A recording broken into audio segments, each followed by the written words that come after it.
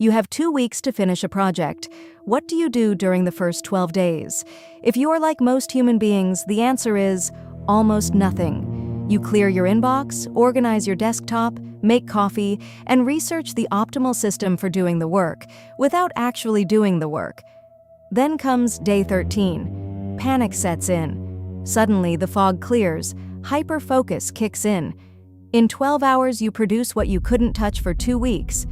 We call this last-minute panic, but in behavioral psychology, it is evidence of something profound. Deadlines are the single most effective tool ever invented for forcing the human brain to execute. Why? Why do smart, capable people need a ticking clock to get things done? Let's break down the hidden psychology behind why deadlines work and how you can trick your brain into using them without the agonizing stress.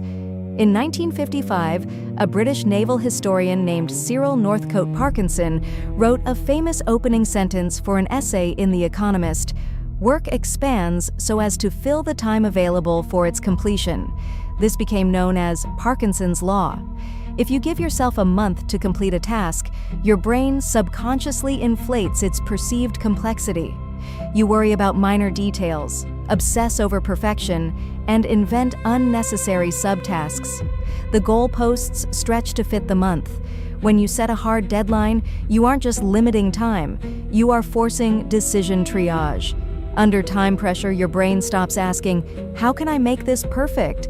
and starts asking, "What is essential to make this work?" Deadlines eliminate low-value decision fatigue by cutting away the noise. Perfectionism is expensive. A deadline forces you to settle for excellence and move on. To understand why deadlines move us physically, we have to look inside the brain. When a target date is far in the future, your prefrontal cortex, the center for logical planning, is in control. It calculates long-term rewards easily, but it lacks raw emotional urgency. As the deadline approaches, your brain perceives a shift from a future possibility to an immediate threat. The amygdala, your threat processing center, signals the release of cortisol and adrenaline. This short-term stress response isn't always bad. In moderate doses, it produces hyperfocus. It suppresses distractions, shuts down mind-wandering, and elevates your working memory. The external constraint forces dopamine and norepinephrine into your synapses, creating the precise neurochemical recipe needed for action. Without a deadline, there is no threat. Without a threat, your brain stays comfortable in passive planning mode. Now, there is a catch. We've all set deadlines that caused complete burnout or total paralysis. Why does that happen?